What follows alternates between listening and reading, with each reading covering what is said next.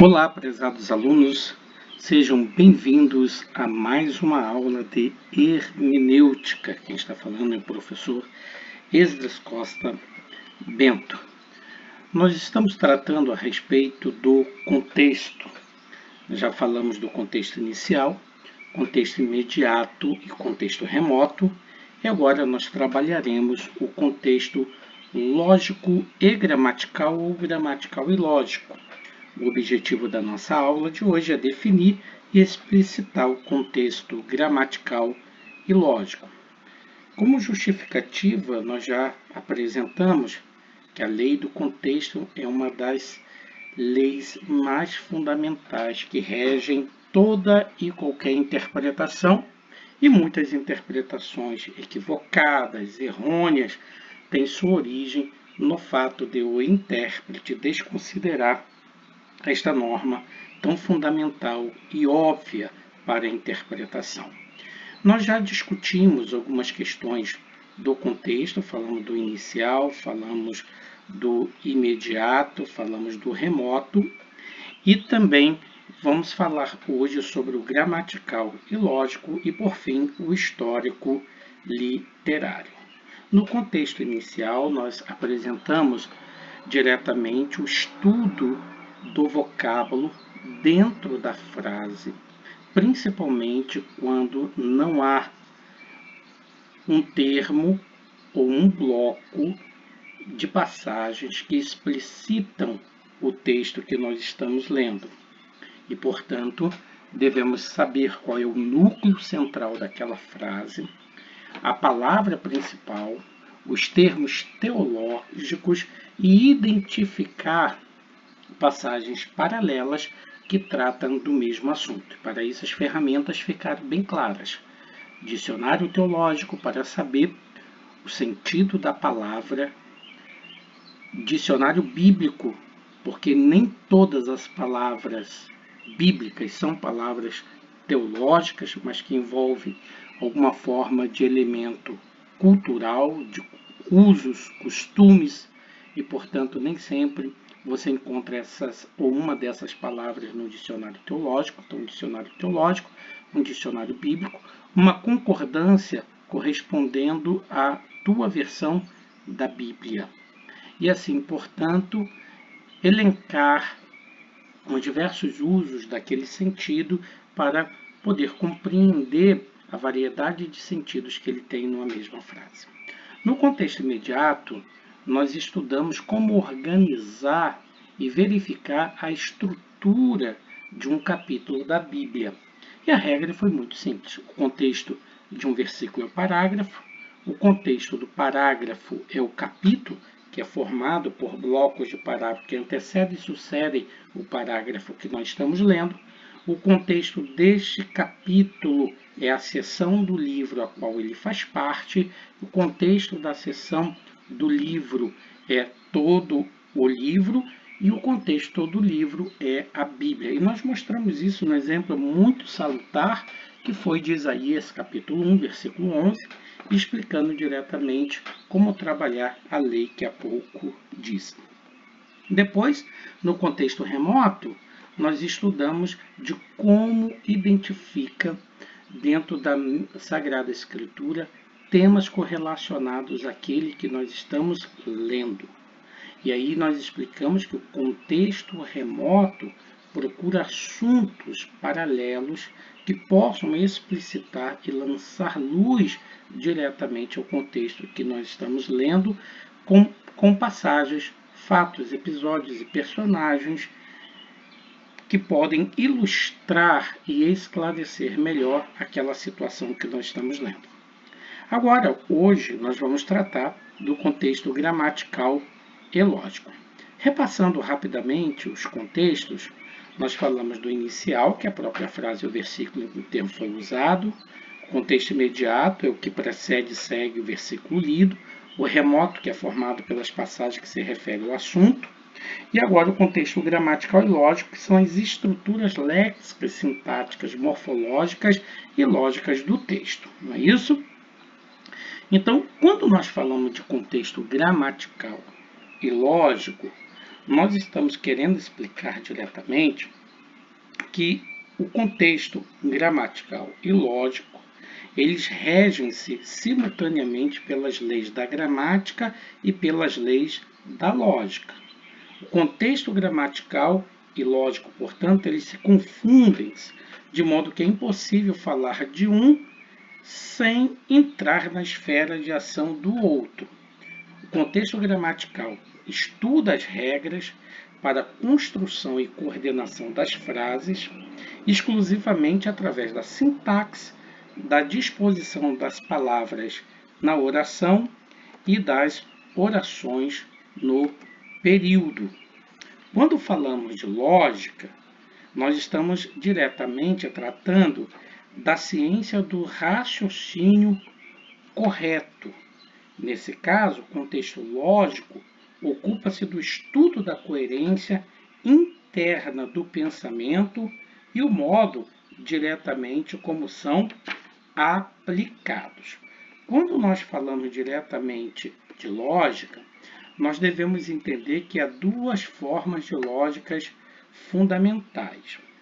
A primeira delas é diretamente aquela lógica que nós podemos chamar de lógica aristotélica, que basicamente as gramáticas escolares de hoje ainda manifestam essa tradição da lógica aristotélica.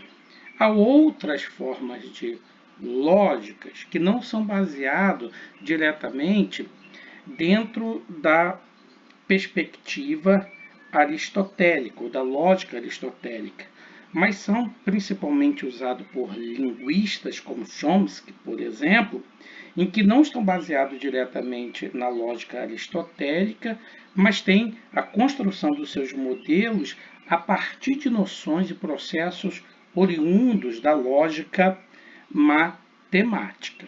Então, diretamente, nós temos, no primeiro momento, uma lógica aristotélica que ainda continua sendo usado dentro do processo do estudo da gramática, mas há também as noções de lógico-matemática, que é utilizado naquilo que se chama de recursividade da gramática gerativa, que converte-se, na verdade, numa noção muito bem biológica. Isso daí é a questão de Chomsky, que nós não estamos tratando diretamente agora. Então, o contexto lógico ele vai se ocupar do estudo da coerência interna, do pensamento e do modo como são aplicados. Essa perspectiva é muito importante, porque um argumento em lógica, ele sempre é válido se qualquer circunstância que torna suas premissas verdadeiras faz com que a sua conclusão seja automaticamente verdadeira. Uma outra perspectiva que nos leva a entender a validade e a coerência e a relação entre lógica e gramática é que sempre um argumento é correto se for válido e, além disso, tiver premissas verdadeiras. Então, na verdade, na construção de uma ideia, de uma argumentação, utiliza-se não apenas os princípios da gramática, mas se estabelece também o princípio da própria lógica. Então, lógica e gramática estão diametralmente relacionadas e é impossível falar de uma sem entrar no campo de outra.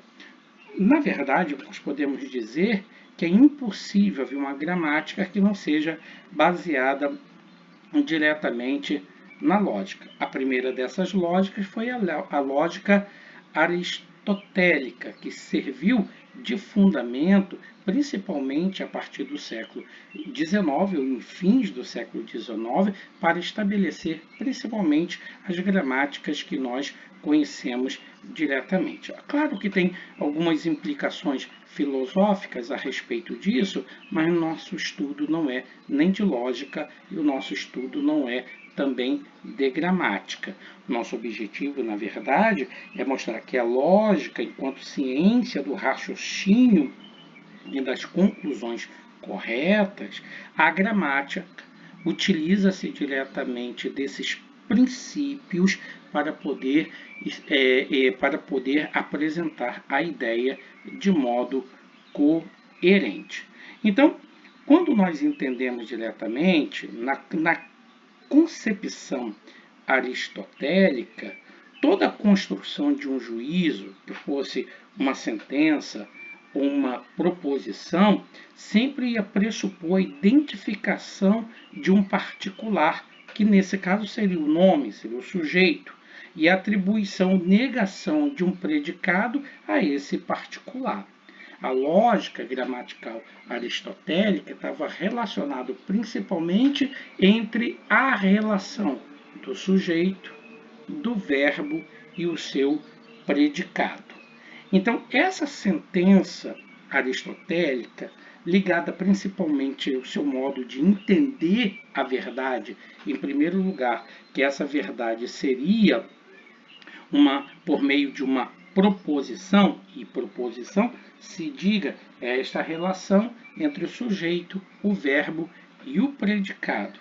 Então, essa primeira maneira de se entender já deixa muito claro, no primeiro momento, que a relação entre gramática e a relação entre lógica não pode diretamente ser de estender, principalmente pelo fato de que há uma perfeita relação entre cada uma desses elementos. E é claro que quando se fala diretamente da questão da lógica, você deve lembrar a respeito das questões fundamentais, que é do raciocínio e da inferência, que é diretamente ligado da função do argumento dentro da frase, é diretamente você perceber a relação entre sentenças, proposições e enunciados. Então, a gramática e a lógica de per si estão diretamente relacionados, de tal modo que o contexto lógico ocupa-se do estudo da coerência interna do pensamento e o modo como são aplicados. Então, o propósito diretamente do contexto gramatical é verificar o nexo que existe entre os termos e estes termos com outros termos da mesma frase, isto é a relação da oração com outras orações do mesmo período. O objetivo, na verdade, é fazer aquele princípio que nós utilizamos no contexto inicial, onde nós estabelecemos dentro da frase o seu núcleo principal e ali verificamos qual era a palavra-chave e as demais que gravitam em torno daquela ideia principal. Então, o objetivo do contexto lógico é verificar a relação existente entre os termos de uma mesma frase e daí determinar sua viabilidade ou a sua incoerência. O contexto gramatical verifica o nexo dos termos com outros termos na mesma frase e a relação da oração com outras orações do mesmo período. Então, no contexto lógico, a conexão das ideias de uma determinada sentença, oração ou frase relativas a outras orações do mesmo parágrafo, de um mesmo capítulo ou livro do mesmo autor. Foi aquilo que nós fizemos no contexto imediato, como nos identificamos e fizemos a estrutura do versículo com parágrafo, do parágrafo com os parágrafos que antecediam e sucediam que nós estávamos lendo, que formavam o capítulo, do capítulo com a seção que ele faz parte, esta seção com o restante de todo o livro. Então, no contexto lógico, entretanto, existe uma conexão das ideias de uma determinada sentença, oração ou frase relativas a outras orações do mesmo parágrafo, capítulo ou livro do mesmo autor. Então, o contexto gramatical diretamente, como também o contexto lógico, eles se apresentam unidos. Então, o contexto lógico apresenta-se unido ao gramatical, principalmente por meio do uso de palavras que estabelecem ligações entre os dois termos ou duas orações, que são diretamente os chamados conectivos, que eu chamarei aqui de conectivos lógicos. Então, os conectivos, na verdade, podem se apresentar de uma variedade de forma. Pode se apresentar como preposições, como conjunções, entre outras tantas. Os conectivos, desse modo, são palavras que ligam orações subordinadas e coordenadas à anterior. Nesse caso, esses conectivos são diretamente de duas espécies.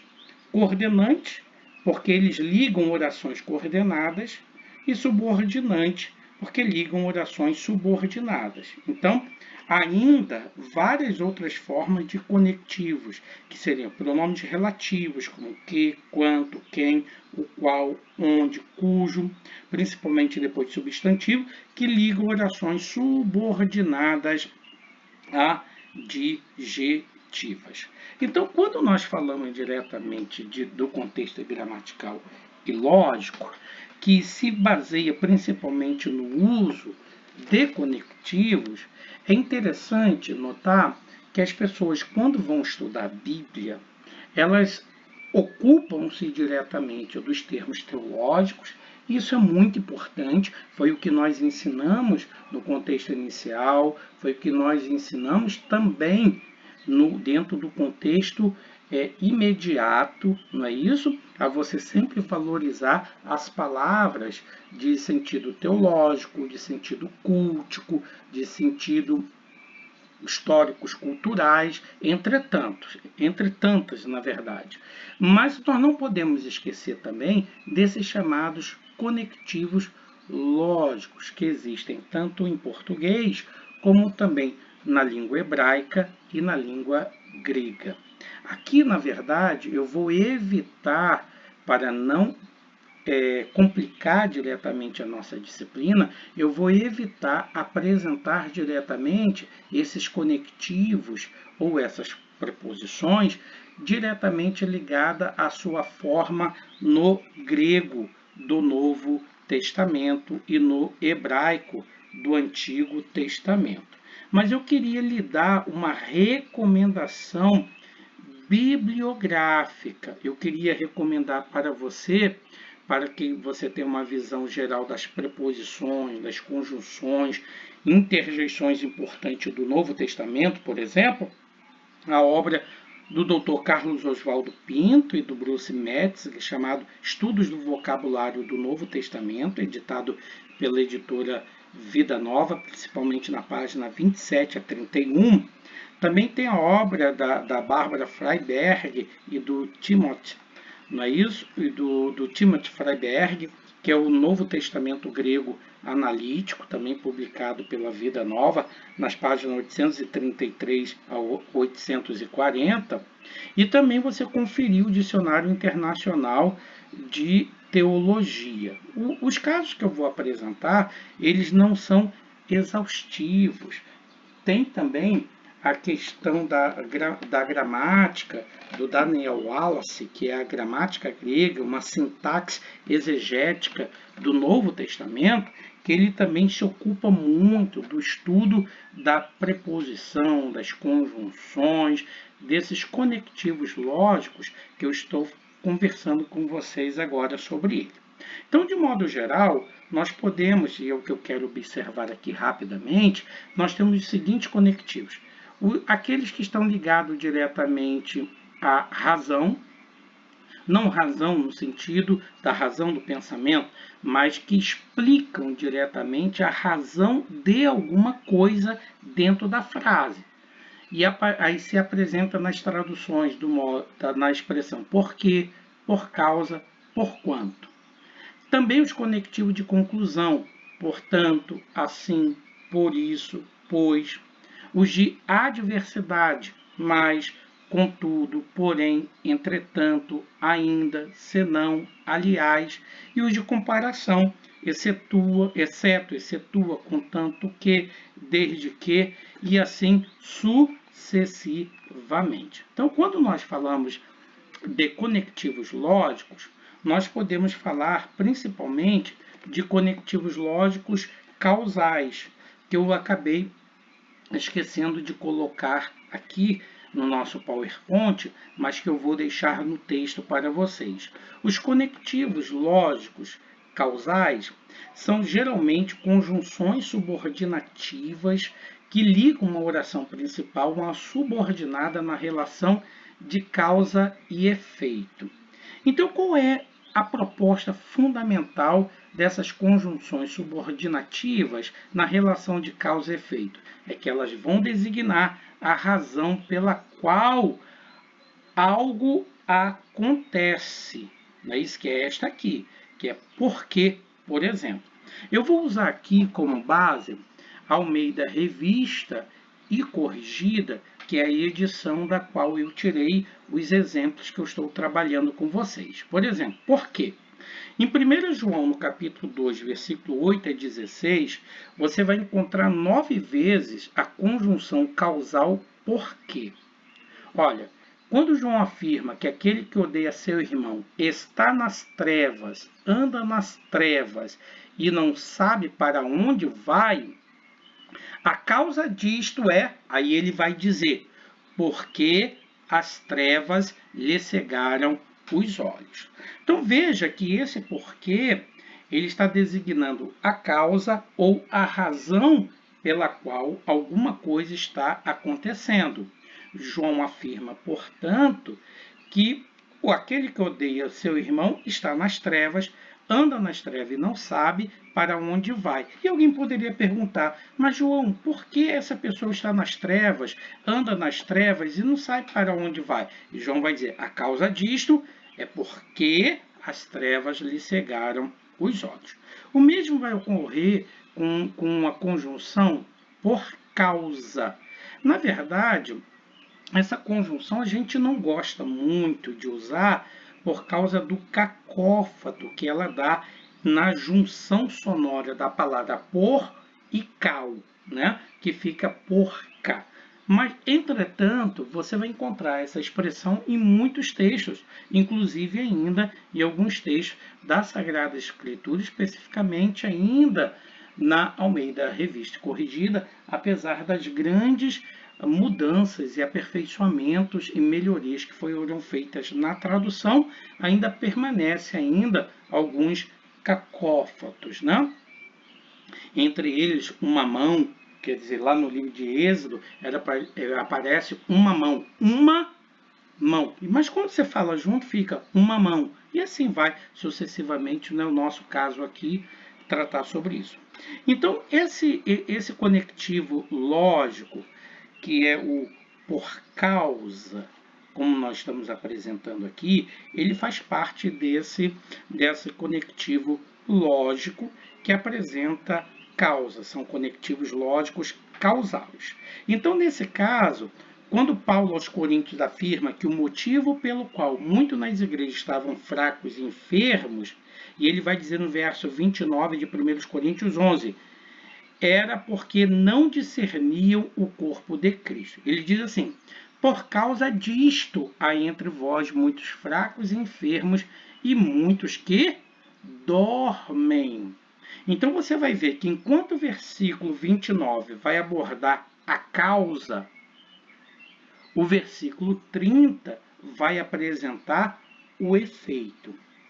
A mesma coisa você pode observar na expressão porquanto, que o uso desse conectivo causal, porquanto, refere-se ao julgamento sobre aqueles que não creem no unigênito Filho de Deus, como aparece em João capítulo 3, versículo 18. Olha só, quem crê nele não é julgado, mas quem não crê já está julgado. Mas está julgado por quê, João?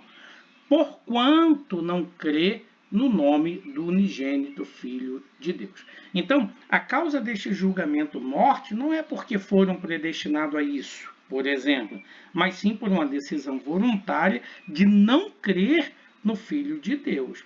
A mesma coisa você vai observar em Efésios 5 e 16. quando, numa ocasião, Paulo, aos crentes da igreja de Éfeso, ordena-lhes que usem prudentemente as oportunidades, porquanto os dias são maus.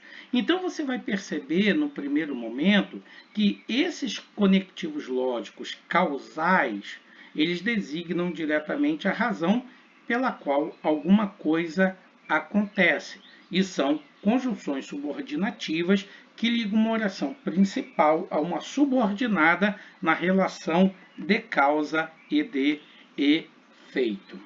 Nós também podemos entender, diante disso, as questões dessas conjunções que nós podemos chamar de conclusivas.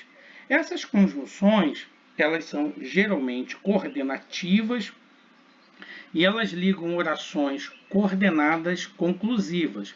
E no primeiro momento, elas vão designar a conclusão da primeira oração, como é o caso de portanto. Se você observar a conjunção portanto, como as demais que se seguem, como assim, por isso, pois, elas ligam a oração anterior,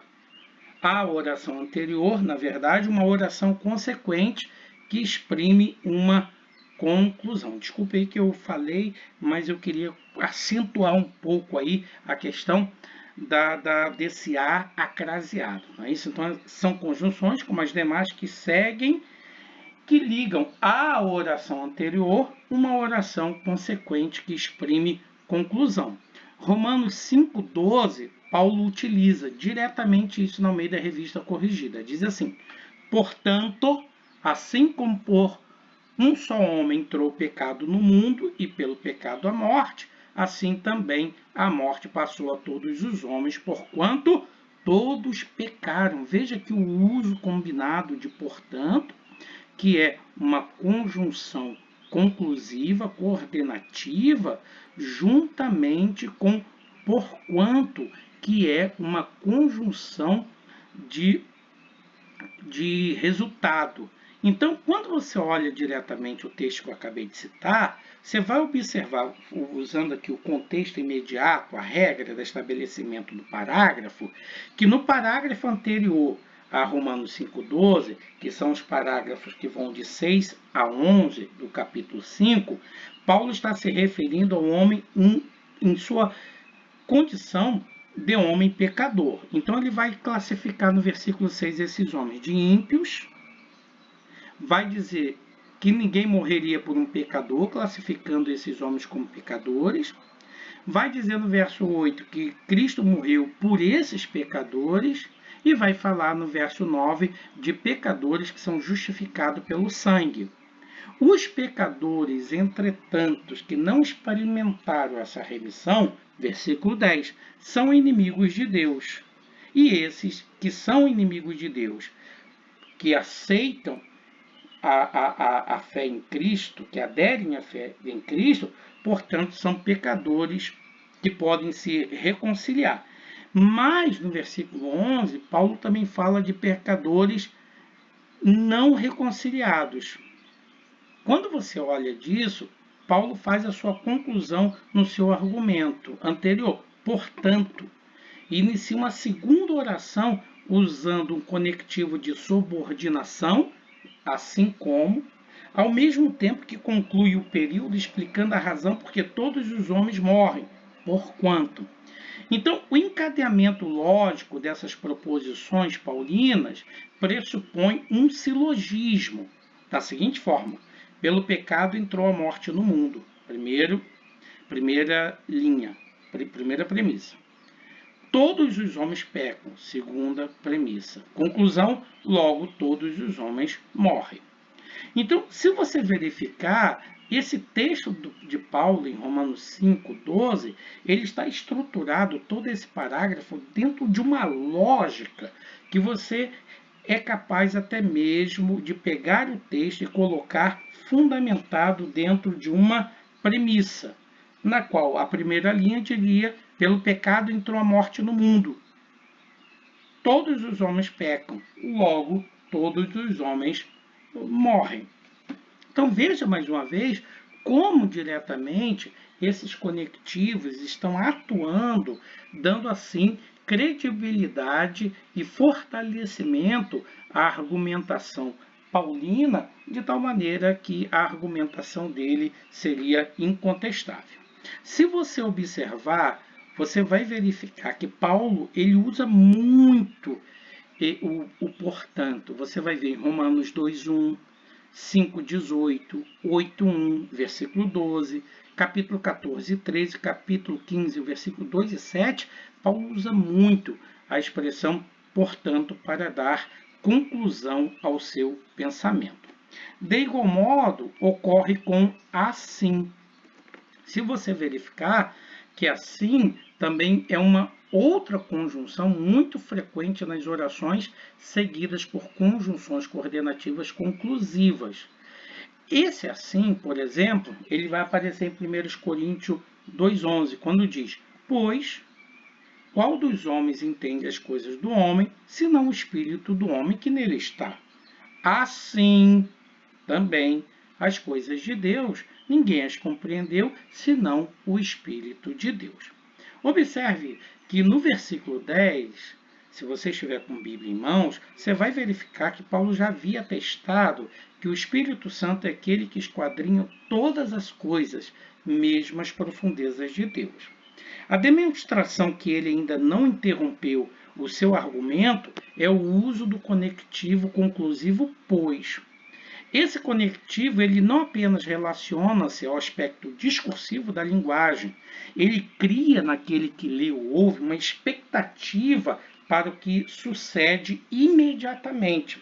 Assim como somente o espírito do homem entende as coisas do homem por causa da relação íntima existente entre ambos, Paulo conclui, portanto, afirmando que somente o Espírito de Deus compreende as coisas de Deus devido à sua relação íntima, ou seja, dissociável com Deus. Então, neste exemplo, Paulo parte de uma dedução primária física inferior para uma outra superior e metafísica, mas a surpresa que espera o leitor está no argumento que sucede no versículo 12. Ora, nós não temos recebido o Espírito do mundo, e sim o Espírito que vem de Deus, para que conheçamos o que por Deus nos foi dado gratuitamente. Preste atenção nessa conjunção explicativa ora, que aparece no versículo 12, na Almeida Revista Corrigida. Essa conjunção explicativa ora prossegue o argumento antecedente, designando diretamente a relação lógica entre ambos. Assim, se o Espírito de Deus que nele está, conhece os mistérios de Deus, este mesmo Espírito também habita em nós, procedente de Deus, revela-nos gratuitamente o conhecimento de Deus.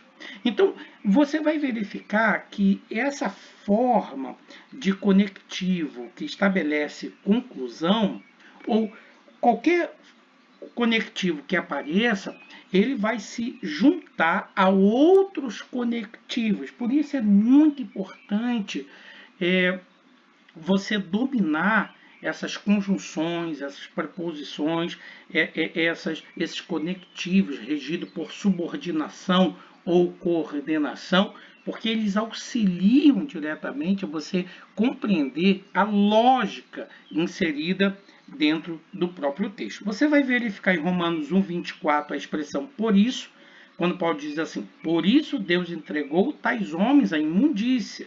Paulo falando diretamente da idolatria. Tem a expressão, essa conjunção pois, que ela cada vez mais ela está sumindo do texto, porque se configurou dizer que ela empobrece demais o texto. Então, nessa quarta edição da Bíblia Almeida Revista e Corrigida, foi tirado muitos pois dessa versão da Bíblia, né, nessa quarta edição, mas algumas permanecem, como está lá em Romanos 2:26 e 3:28. Se, pois, que ensinas a outrem não te ensinas a ti mesmo? Então vamos lá. Vamos passar agora para a chamada, esses conectivos de adversidade, que é o mais, contudo, porém, entretanto, ainda, senão e aliás. Essas conjunções, elas são coordenativas, pois elas ligam orações coordenadas que expressam a diversidade. No primeiro momento, elas designam a diversidade dentro de um pensamento. Por exemplo, nós temos mas. Essa conjunção e as da mesma classe, elas irão ligar dois termos ou duas orações de igual função, acrescentando-os, porém, uma ideia de contraste. Veja só, Romanos 8,37. Mas, em todas estas coisas, somos mais que vencedores por aquele que nos amou. Paulo, na verdade, alista 10 inimigos contra o soldado cristão. Veja só, não quer dizer que essa lista paulina de Romanos 8 seja uma afirmação de que os cristãos têm apenas 10 inimigos. Não, ele coloca 10 inimigos porque dentro do pensamento da antiguidade, o 10, como eu falo na hermenêutica fácil e descomplicada, no capítulo sobre numerologia, eu explico que o 10 era a totalidade das coisas, visto que as primeiras numerações ou contagem se fez diretamente pela casa decimal por causa dos dedos das mãos e, consequentemente, passou-se ao número 10, principalmente dentro da cultura hebraica, esse idiotismo de que 10 designa a totalidade das coisas. Então, na verdade, aqui eu estou me referindo a 10, não limitando a esses 10, mas no sentido que Paulo utiliza essa norma,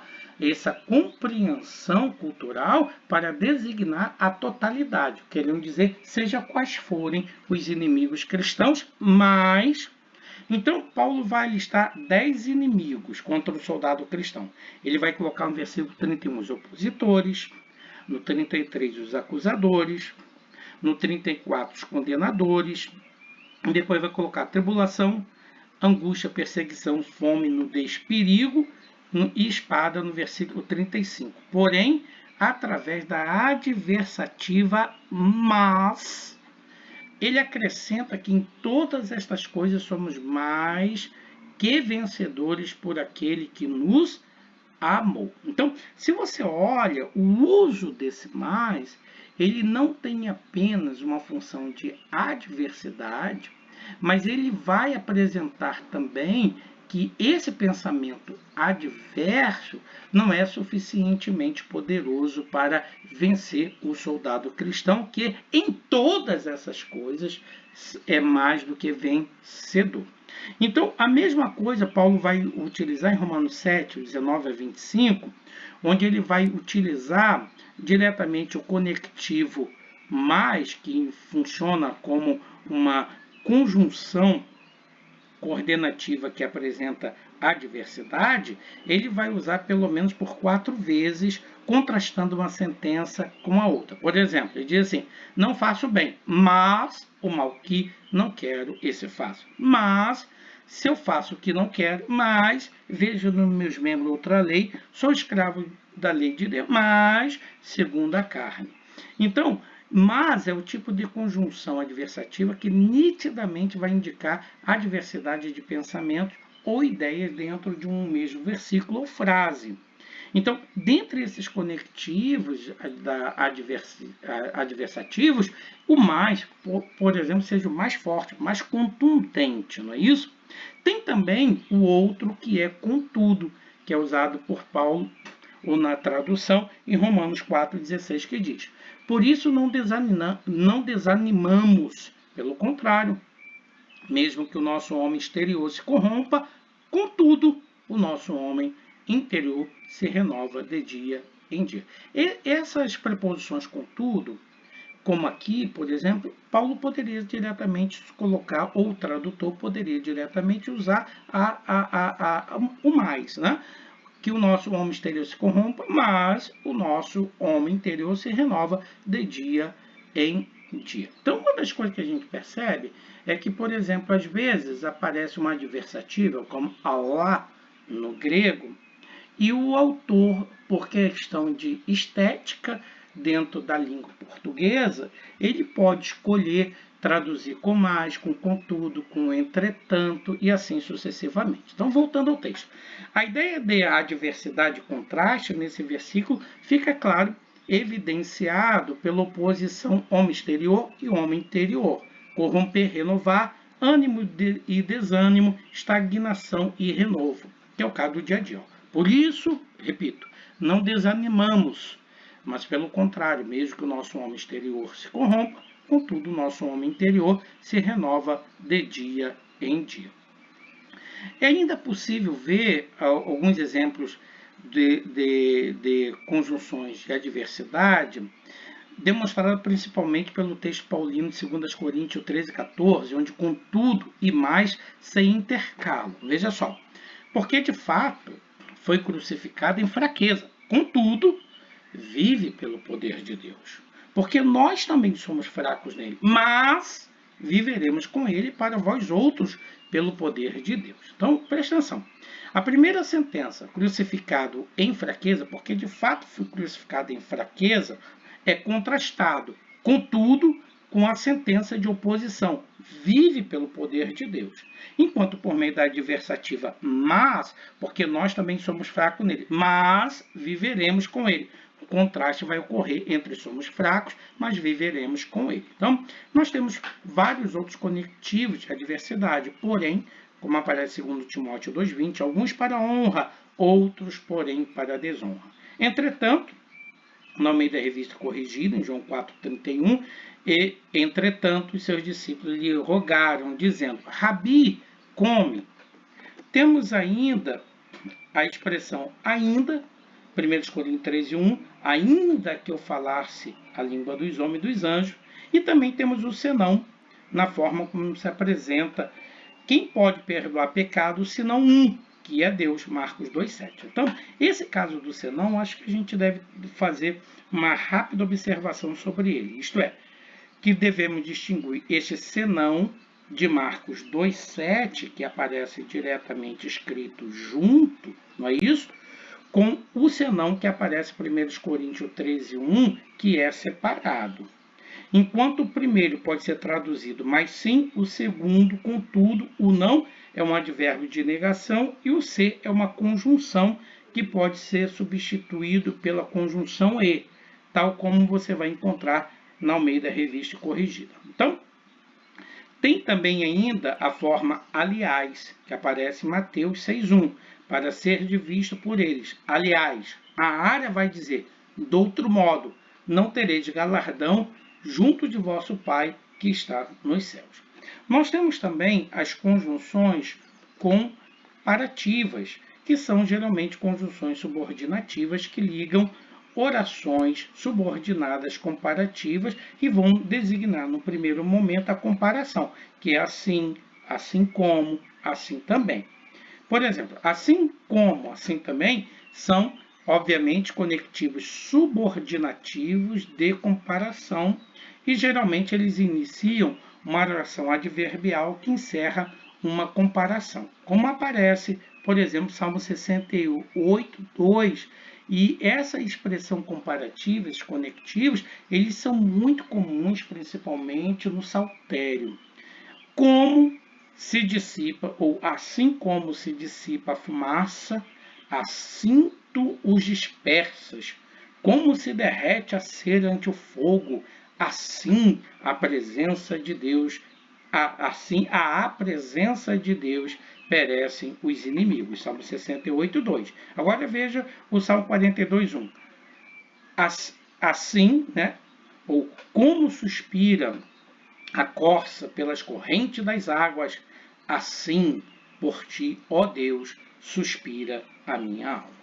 Então, no Salmo 42, 1, por exemplo, nós temos um disco, porque a segunda linha poética desenvolve a primeira, elevando-a a um nível superior através do uso de um conectivo de comparação, que é o assim, o que eu defendo na hermenêutica fácil e descomplicada, que se trata, portanto, de um paralelismo completivo. Então, como figura literária, é claro, está se tratando de um símile, ou seja, uma comparação entre dois objetos ou ações que normalmente é precedido por uma conjunção de comparação a fim de impressionar o ouvinte com algo semelhante. E o símile, nesse caso, ele vai se distinguir da metáfora, que é um discurso e uma comparação direta. Dizei a Herodes, aquela raposa, vós sois sals da terra e luz do mundo. Veja que está diretamente ligado num discurso direto. O símile, por outro modo, ele usa as conjunções semelhante a, assim como. Ele não é direto, mas ele faz uma mediação por meio de uma conjunção para se estabelecer diretamente uma relação entre uma coisa e outra, principalmente designando essa comparação. E já dentro dessas figuras de comparação, como acabei de falar da metáfora, que é um discurso direto, do símile, que usa diretamente o assim como ou como para poder mediar essa comparação, nós temos também a alegoria, que é uma sucessão de metáforas. Eu sou a videira, vós sois as varas, e meu pai é o agricultor. Então, a alegoria, de modo geral, como eu explico no Hermenêutica Fácil e Complicada, é um conjunto de metáforas. Então, nesse caso do Salmo 42, assim como suspira a corça pelas correntes das águas, assim por ti, ó Deus, suspira minha alma. Além do símile, da beleza poética desse canto, que está na sugestão verbal do suspiro da corça, não é isso? O salmista vai evocar uma imagem auditiva que vai projetar sentimentos de ansiedade, de expectativa e necessidade, que é um recurso poético chamado de onomatopeia, que é também usado no Salmo 93, no versículo 3 e 4. Os rios levantam, ó Senhor, os rios levantam o seu ruído, os rios levantam as suas ondas. O que o salmista está evocando? O som das águas. E o som forte das águas. Mas o Senhor nas alturas é mais poderoso do que o ruído das grandes águas e do que as grandes ondas do mar. Olha, eu gostaria de trabalhar esse ponto aqui, mas não é o nosso objetivo, que o nosso objetivo nesse caso está em situar diretamente nessas conjunções, nessas preposições, nessas relações que esses conectivos lógicos dão diretamente ao texto. Mas no texto que eu passei para vocês, vocês vão identificar uma discussão rápida que eu coloquei também de Eclesiastes 7:6, onde você pode ouvir até o riso do tolo, né? Na expressão que diz, porque qual crepitar dos espinhos debaixo de uma panela, tal é o riso do tolo. Também isso é vaidade. Veja aqui que o como assim, pode ser substituído aqui diretamente até mesmo pelo tal, porque qual crepitar, não é isso? Que é uma forma de comparação também, porque qual crepitar dos espinhos debaixo da panela, assim é o riso do tolo. Então, a imagem típica do cenário palestínico nos períodos de seca e praga é usado também como palco profético por Joel, no capítulo 1, versículos 17 a 20, especificamente no verso 20. Também todos os animais do campo bramam a ti, porque os rios se secaram e o fogo consumiu os pastos do deserto. Então, a perspectiva que você vai verificar diretamente, veja lá no material que eu deixei para vocês, lá na plataforma, que você vai ver diretamente ali alguns outros exemplos de texto. Mas ainda ligado a isso, da comparação, tem qual, tal, qual, tanto, quanto e assim sucessivamente, que são conectivos de comparação usados em diversas ocasiões, como por exemplo no Cântico dos Cânticos, é usado principalmente para exaltar a graça e beleza do cônjuge. Olha só, qual o lírio entre os espinhos, tal é a minha amiga entre as filhas. Tal qual a macieira entre as árvores do bosque, ou qual a macieira entre as árvores do bosque, tal é o meu amado entre os filhos. Cantares 2, 1 e 2. O que nós temos, na verdade, é um epitalâmio, é isso? No qual o esposo e a amada exaltam mutuamente as qualidades um do outro. No verso 1, ela expressa afirmando ser a rosa de Saron. Todos nós sabemos que Saron aí é a planície costeira do Mediterrâneo entre Jope e Cesareia, que era uma planície fértil, com água e vegetação rica. Quando ela afirma que era rosa de Saron, provavelmente esteja falando de algum tipo de rosa que se destacava pela sua singeleza e beleza das demais. Então, o esposo vai responder à amada, afirmando que assim como o lírio se destaca entre os espinhos, tal é ela entre as demais mulheres. Então, ela vai responder declarando que, assim como uma macieira se destaca entre as árvores da floresta, assim o amado entre os demais jovens. Então, veja que cada uma dessas comparações evoca uma imagem de contraste, a fim de dignificar e exaltar as qualidades do cônjuge. A amada, ao escolher floresta em vez de pomar, obviamente faz para que o contraste mais se acentue. E o valor de uma macieira numa floresta, obviamente, é muito superior àquela encontrada no pomar. Então, veja diretamente que a leitura do texto da Bíblia deve diretamente lhe chamar a atenção esses conectivos, que são questões que a gente sempre deixa para trás. Você acaba cuidando dos aspectos teológicos, mas esquece desses conectivos que exercem uma função muito importante dentro da frase ou do versículo. Então, nós temos as conjunções também condicionais, não é isso? Que são conjunções subordinativas, adverbiais, que vão ligar orações subordinativas condicionais. Então, a primeira função delas é designar condições, ok? Essas condicionais vão designar, em primeiro lugar, condições, e ela vai diretamente ligar. E aqui eu peço até desculpa, né? Porque aqui não são de comparação, não é isso? Mas é especificamente de condição. Então, lê-se onde está comparação, você deve ler, portanto, condição, que é exceto, excetua, contanto que, desde que. Então, esse exceto e esse excetua são diretamente conjunções que estão ligadas à condição. Então, essas conjunções condicionais, elas irão ligar duas orações, uma oração principal diretamente com uma subordinada e vai colocar a subordinada na sua relação de condição que se indica uma hipótese ou uma condição necessária para que seja realizada alguma coisa ou não o fato principal. Por exemplo, Atos 8:1.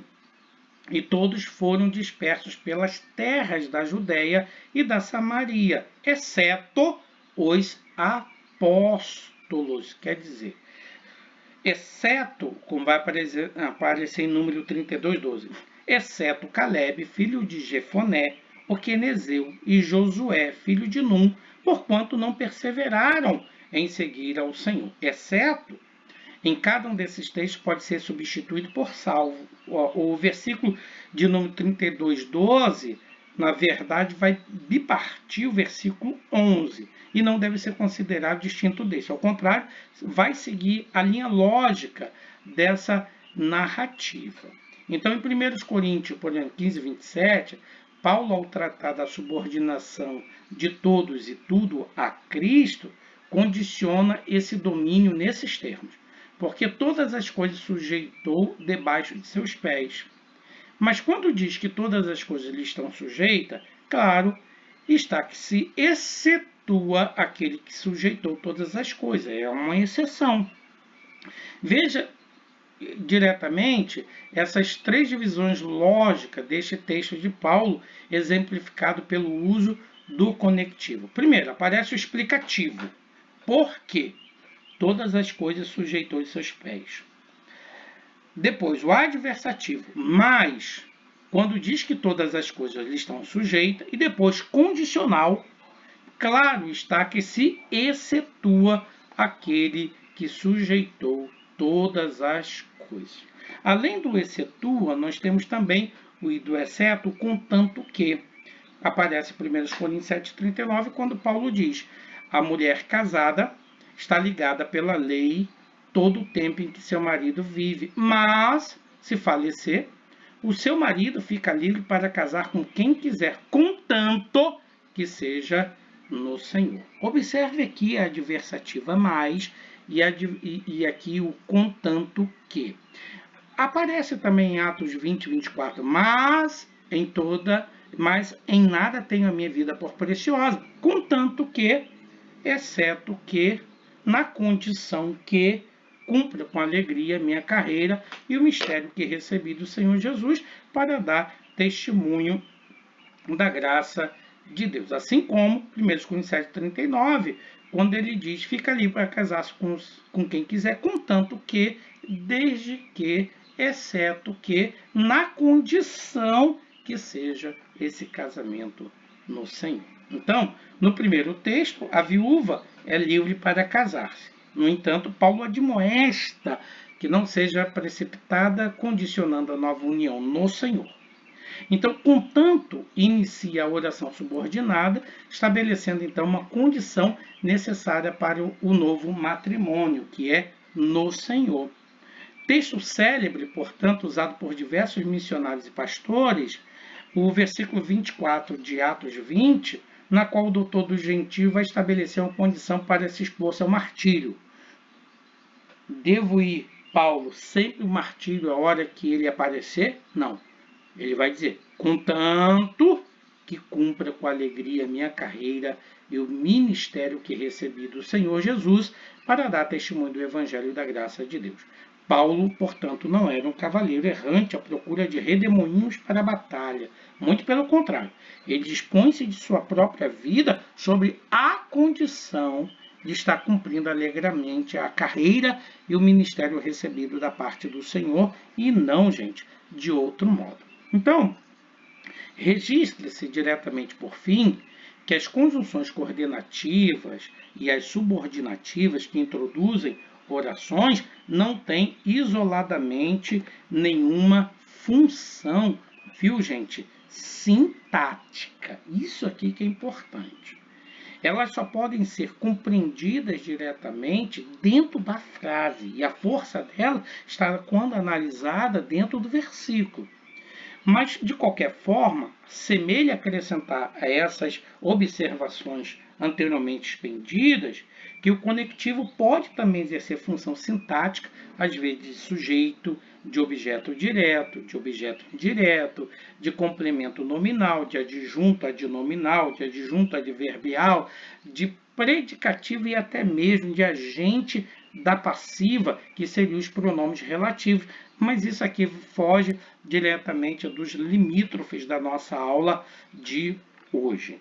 Então, o que você deve lembrar é que, pelo que se depreende do que nós temos dito, é que no contexto gramatical e lógico, eles unem-se ciclopicamente no discurso literário, cada um emprestando ao outro suas principais normas. Isto é, no contexto gramatical, o hagiógrafo respeita as regras gramaticais e no lógico respeita as regras do raciocínio correto. E isso deve ficar muito claro para todos nós. Entendeu? Que essa relação entre um e outro são perene. Então, nesse caso, diretamente, você não deve abandonar diretamente os recursos subsidiados por esses conectivos que impõem diretamente a lógica desses fatos. Olha só, no comentário da Paulus a respeito da Epístola aos Hebreus, se não me falha a memória do Barbaglio, ele explica o estilo literário do autor aos Hebreus, utilizando diretamente esses conectivos que nós estamos estudando aqui. Então, se você é um exegeta, um hermeneuta, um pregador da palavra, você não pode diretamente dispensar, negar, fazer um juízo impróprio ou desconsiderar esses conectivos. Então, vou repetir. No contexto gramatical, o radiógrafo ele respeita as regras gramaticais da sua própria língua, na medida de que lhe é possível e no domínio que ele tem diretamente da sua língua.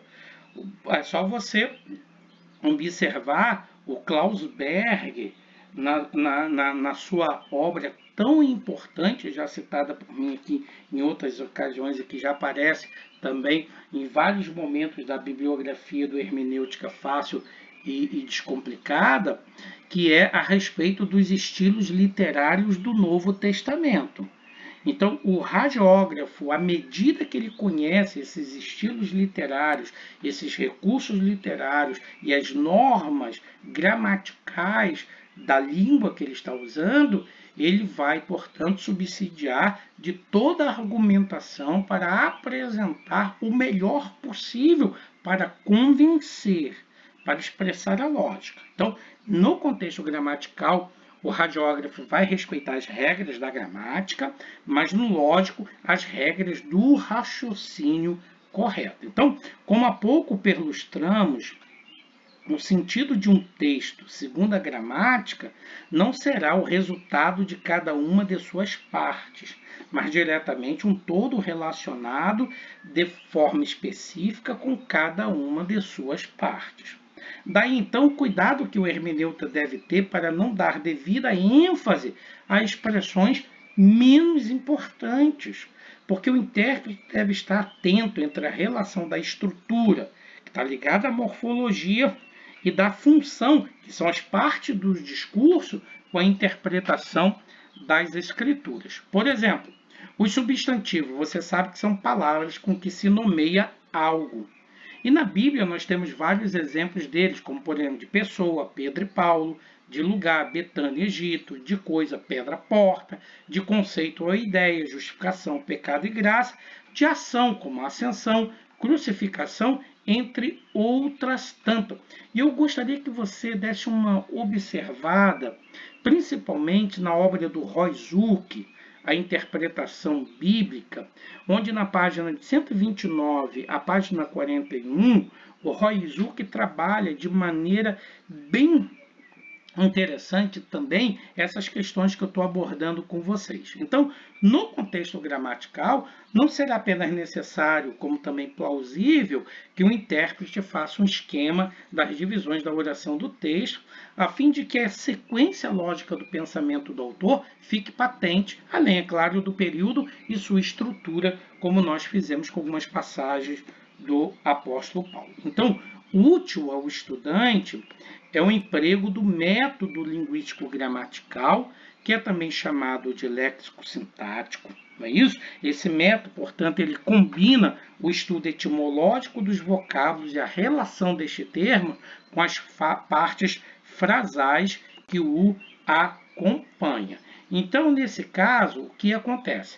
Enquanto na análise léxica ou linguística a ênfase está no sentido etimológico, na sua origem, daí a palavra étimo, no desenvolvimento, que é na diacronia, e o sentido desse termo empregado pelo autor, que é a sincronia, a gramatical ou sintática vai verificar as relações funcionais de cada uma das partes integrantes da frase. Por isso é importante o que nós chamamos aqui de análise etimológica.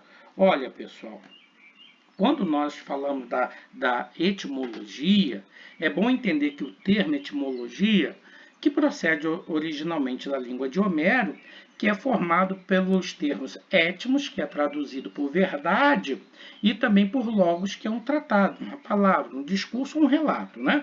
Então, a etimologia chama-se o ramo da linguística que ocupa da origem, derivação, desenvolvimento dos vocábulos, e o alvo principal do estudo etimológico é proporcionar um entendimento claro do vocábulo em análise, a fim de que o leitor odierno compreenda os matizes léxicos, culturais e semânticos que circundam o lexema em apreço.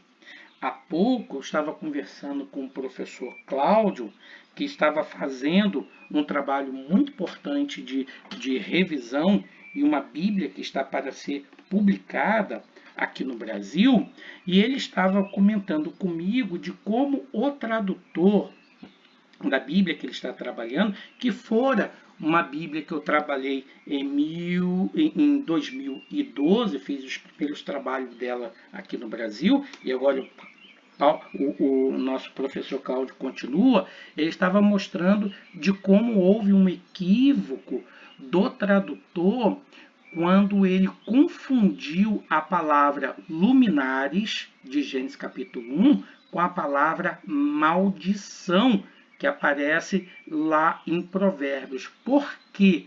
Porque a palavra diretamente parece possuir as mesmas forma escrita, isso é, ela tem diretamente as mesmas palavras, mas na hora as raízes de uma e outra são distintas. Mas o que o tradutor fez? Ele confundiu essas raízes e achou que a palavra luminária, que no original hebraico, deveria ser traduzido como maldição por causa da relação no hebraico que as duas palavras têm.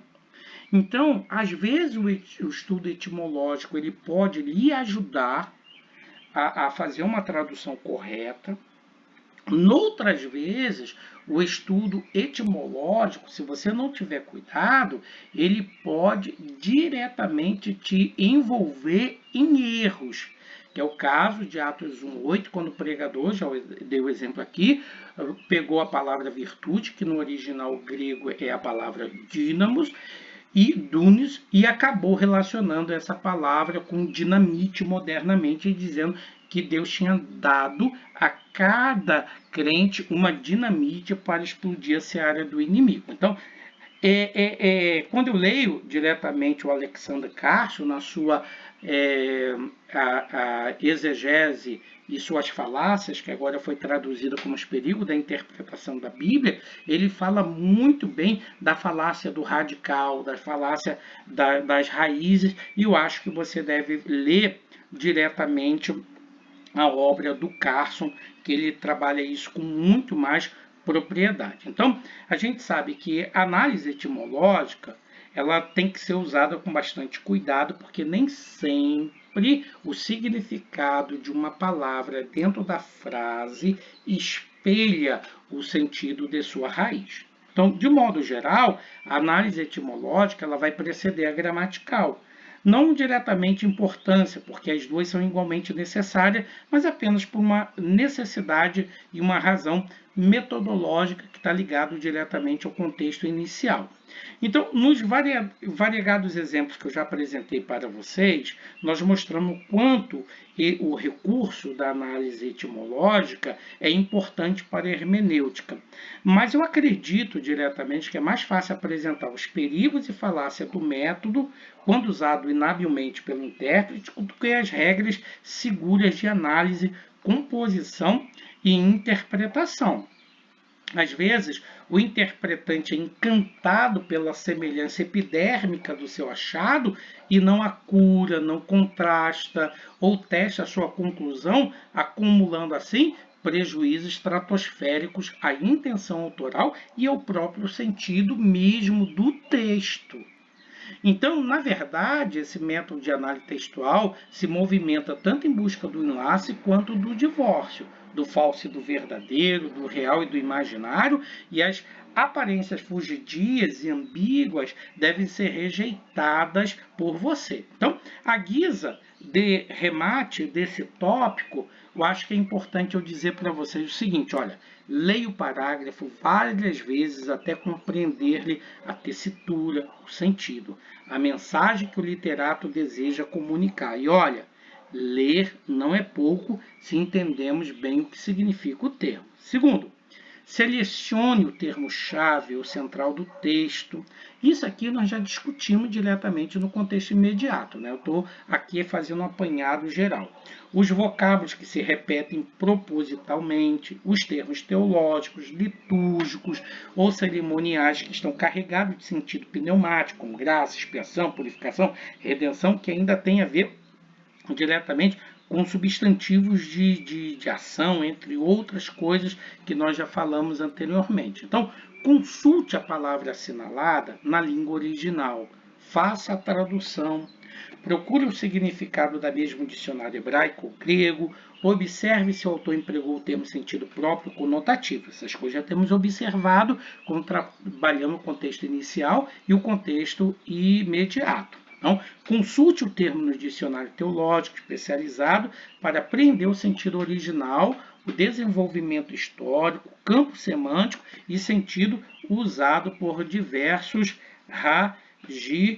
hagiógrafos, não é isso? Isso é importante. Por exemplo, eu tenho no grego os verbos agorazo, que quer dizer, na verdade, comprar, adquirir, e aparece lá em 1 Coríntios 6,20. Eu tenho também exagorazo, que é redimir, comprar de volta. Então, eu tenho exagorazo, que tem diretamente uma preposição, que é a preposição ex. Não é isso? Que está diretamente ligado a um movimento de dentro para fora, que está relacionado diretamente à compra ou tirar alguém do mercado de escravo e levar para fora, como aparece em Gálatas 3,13.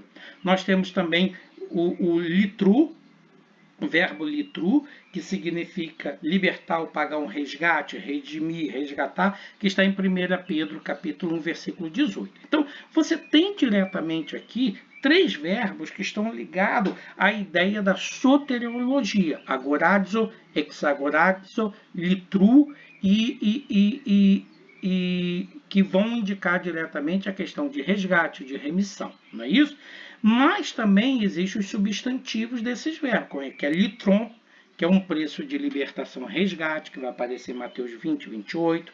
Antilitron, que é o resgate, é o preço pago para libertar um escravo, que vai aparecer em 1 Timóteo 2,6, e muitos outros. Então, assim, são termos que merecem a atenção do exegeta quando encontrados dentro do texto, entendeu, pessoal? Então, o estudo etimológico de um vocábulo vai conduzir diretamente o exegeta ao estudo e à compreensão da estrutura e formação da palavra em apreço. Então, para tanto, o expositor terá que se imiscuir ao fascinante estudo dos sufixos formadores de substantivo, de adjetivo, de verbos, além, claro, de imergir na análise das palavras compostas. E eu vou citar aqui para você uma obra que eu já citei, do Carlos Oswaldo Pinto e do Bruce Metzger, que eu já citei aqui, esta obra da Vida Nova, que pode lhe ajudar também na compreensão disso daí. Então,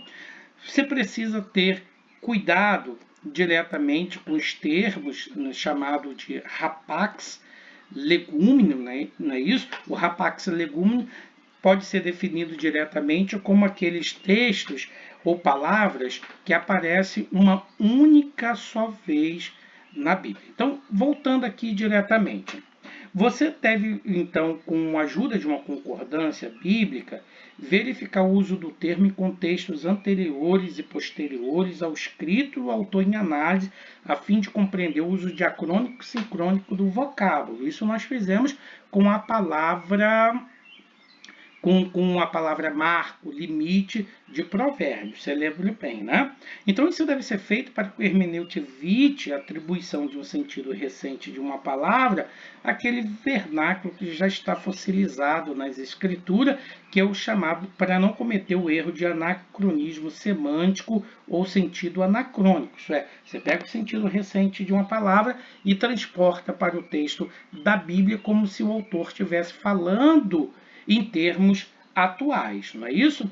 como eu falei, a palavra dínamos, de onde procede a palavra dinamite, que é mais moderna, e você levar a palavra dinamite, o sentido que se tem hoje, para o contexto de Lucas. Né? Para evitar esta e muitas outras falácias, o exegeta deve, portanto, conhecer as significações que o termo adquiriu no decorrer do tempo, o sentido corrente ou específico usado pelo autor naquele contexto específico. Olha, e eu gostaria de recomendar uma obra muito importante ainda para vocês, que está dentro da referência do Hermenêutica Fácil e Descomplicada, que é a obra do Beckman e Kellogg, que é uma opus magnum, que é a arte de interpretar e comunicar a palavra escrita, técnicas de tradução da Bíblia, onde ele trata sobre equivalência léxica entre as línguas, quando coisas ou eventos desconhecidos na língua receptora assinalam no caso da tradução. Vou abrir aspas aqui o que eles dizem.